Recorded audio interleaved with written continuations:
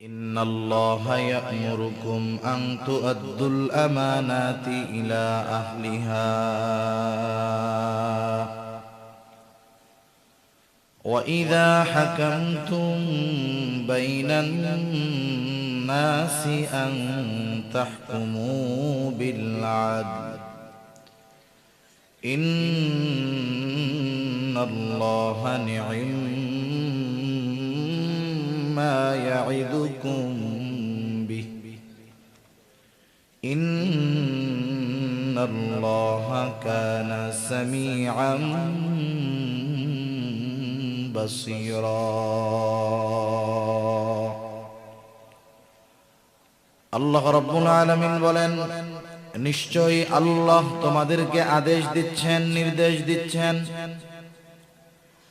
ইন্নাল্লাহা ইয়া'মুরুকুম, আল্লাহ তাআলা তোমাদেরকে নির্দেশ দিচ্ছেন, আন তুআদ্দুল আমানাতি ইলা আহলিহা।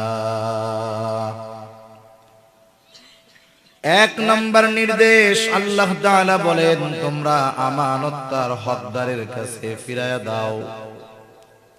যদিও এই আয়াতের লম্বা একটা শানে নুজুল আছে, আয়াত নাজিল হওয়ার কারণ আছে, কিন্তু অধিকাংশ মুফাসসিরিনে কেরাম এ ব্যাপারে একমত। এর দ্বারা সব ধরনের আমানত উদ্দেশ্য, সব ধরনের আমানত এই হুকুমের মধ্যে, আদেশের মধ্যে শামিল। এজন্য আল্লাহ তাআলার মূল নির্দেশনা, নির্দেশ হলো, বান্দা তুমি আমানতদার মুমিন হও, আমানতওয়ালা মুমিন হও। কারণ আমানতদারিতা হলো মুমিনের ভূষণ। আমরা অনেক সময় মানুষকে তার চেহারা দেখে বিবেচনা করি, চেহারা যদি সুন্দর হয় বলি মানুষটা বড় দেখতে সুন্দর। কিন্তু আল্লাহ তাআলার কাছে কোন মানুষ সুন্দর?